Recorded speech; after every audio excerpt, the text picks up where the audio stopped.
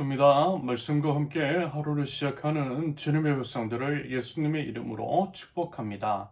2025년 6월 13일 금요일 오늘 주신 말씀은 역대상 15장 1절부터 29절까지입니다. 다윗이 다윗성에 자기가 살 궁궐을 지었다. 또 하나님의 궤를 둘 한 장소를 마련하고 궤를 안치할 장소에 장막을 치고 이렇게 말하였다. 레위 사람 말고는 아무도 하나님의 궤를 메어서는 안 된다.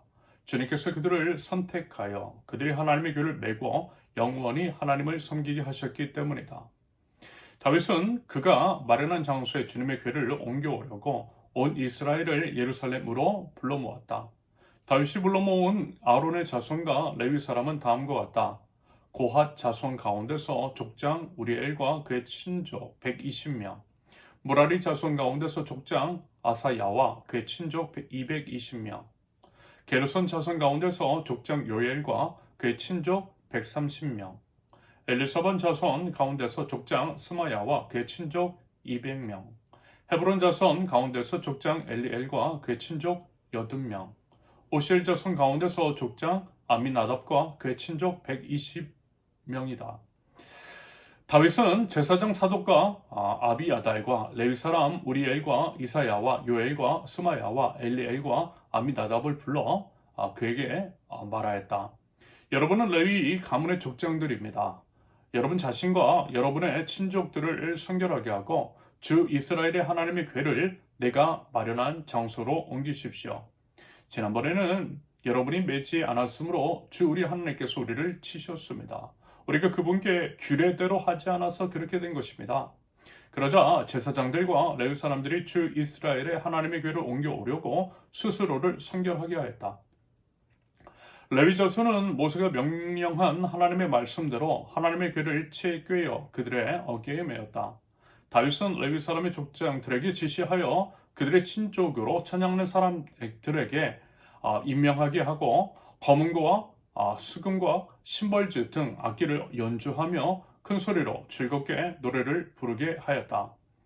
레위 사람은 요엘의 아들 헤만과 그의 친족 가운데서 베레야의 아들 아삽과 또 그들의 친족인 무라리 자손 가운데서 구사야의 아들 에단을 임명하였다. 그들 말고 두 번째 소열에 속한 그들의 친족들은 스가랴와 벤과 야하시엘과 스미라뭇과 여이엘과 운니와 엘리압과 분하야와 마아세야와 마티디야와 엘리플레프와 믹네야와 문지기 오벳에돔과 여이엘이다.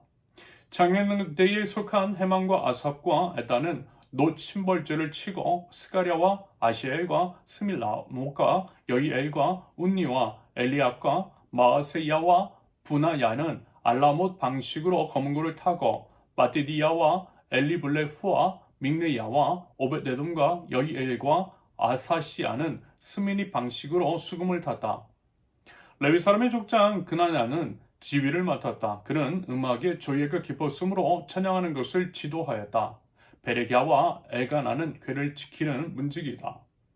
제사장인 스바냐와 요사밧, 느다넬과 아마세와 스가랴와 분하야와 엘리에세는 하나님의 궤 앞에서 나팔을 불었다.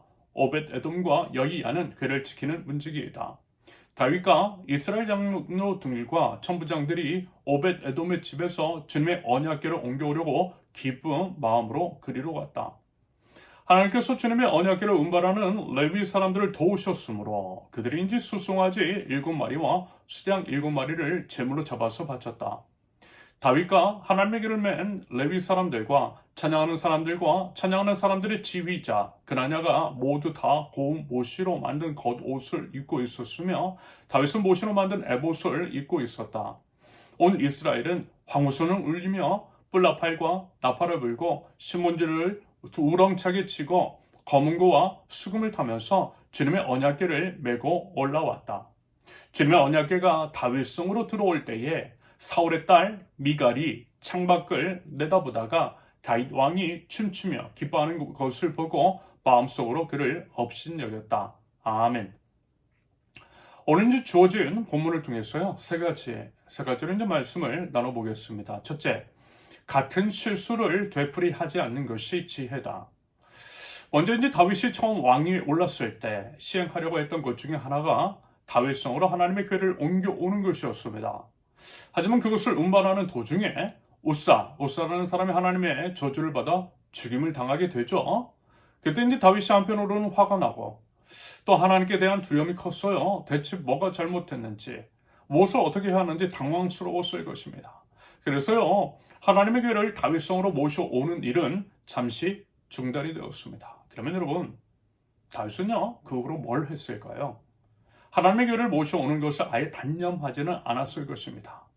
오히려 무엇이 문제였는지, 자신인지 모르고 있거나 간과하고 있었던 것은 무엇인지 등등에 대해서 연구하고 살펴봤을 것입니다. 그래서 이제 오늘 본문을 보니 그 답을 찾았던 것으로 여겨져요. 본문 2절부터 이제 나와 있는 것처럼 다윗이 명령을 하죠. 하나님의 궤는 어떻게 해요? 오직 레위 사람만이 멜 수 있다라고 하는 것.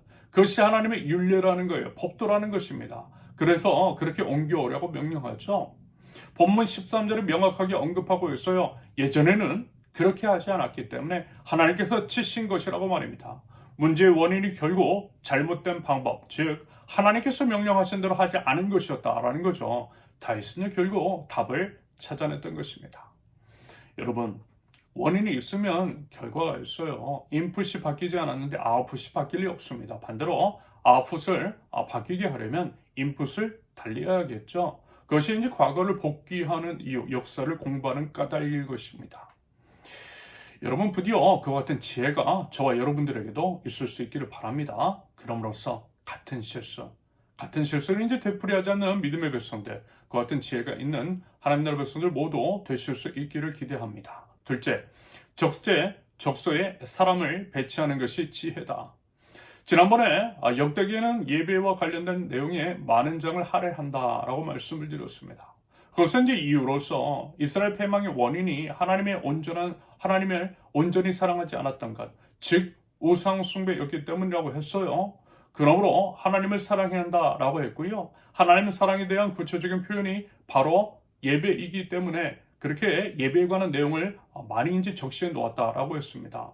그래서요, 여러분, 그와 같은 내용이요, 다윗 왕과 솔로몬 왕의 이야기에 걸쳐서 전개되고 있습니다. 그러면서 이제 하나님을 예배할 때 봉사하는 레위인, 특별히 이제 하나님을 찬양하는 찬양대에 관해서 언급을 하고 있고, 본문 22절에는 이렇게 이제 말씀합니다. 찬양하는 지도자로서 그냐냐라는 사람을 세웠는데, 그는 그를 이제 그 자리에 앉힌 이유로 추정이 되는 표현이 나오죠. 뭐라고 하죠? 그는 음악의 조예가 깊었으므로. 무슨 얘기냐? 재능과 달란트에 맞게 그 분야의 전문가를 세웠다라는 것입니다. 자신의 이제 친분이나 인맥에 의한 인사가 아니라 적소의 실력과 재능이 있는 인사를 등용했다라는 거예요. 이것이 말하자면 이와 같은 것이 말하자면 공정한 것이겠죠. 아마 이제 다들 기억하실 것입니다. 지난주 정부의 경우 모든 자리, 모든 요직에 전문성은 고려하지 않은 채 자기 자신과 친분이 있는 자들을 앉혔던 것을 말입니다. 그래서 어떻게 됐어요? 시스템이 망가지고 나라가 망가졌던 거예요. 여러분, 그건요 결코 공정하지 않은 것입니다.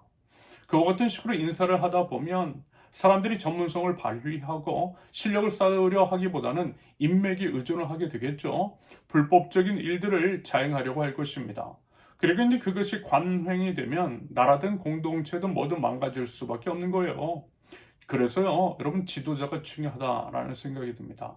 적소에 사람을 배치하되 오로지 실력으로 평가를 하고 인선을 하는 그것이 이제 공정한 것이고요. 공정이 문화가 될 때 그 공동체는 발전할 수밖에 없을 것입니다.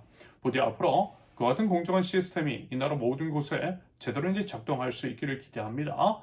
마지막으로 셋째, 함께 기뻐하는 것이 선합니다.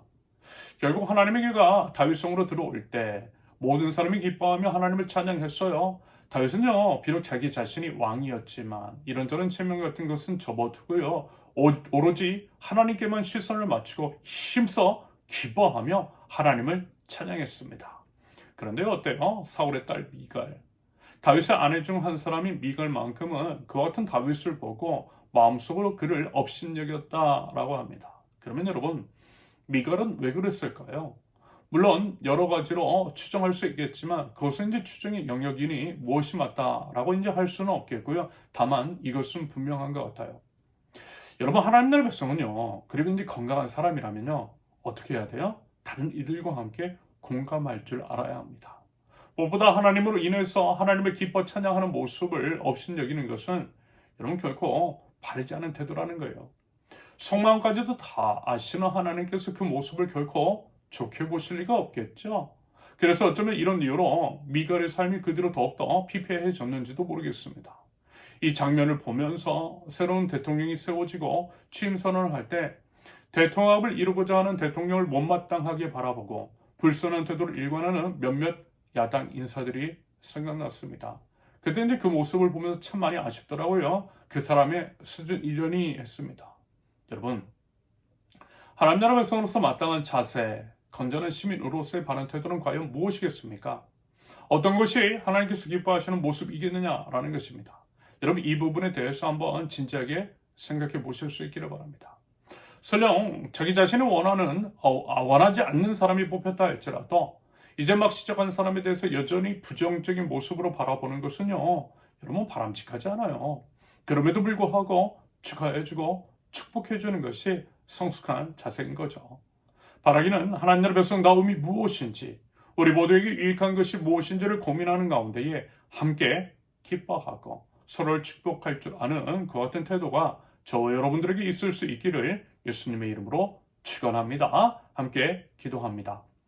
과거의 철저한 반성을 통해 같은 실수를 되풀이하지 않으며 오직 하나님의 법에 합당한 삶을 살아가는 저희 될 수 있도록 주님 인도하여 주시옵소서. 이 나라 가운데에 공정한 시스템이 작동하게 하시며 새롭게 시작하는 정부를 축복하고 기대하며 기도로서 돕는 하나님 나라 백성들, 건전한 시민이 될 수 있도록 주님 저희 마음과 생각을 주장하여 주시옵소서. 예수님의 이름으로 기도합니다. 아멘.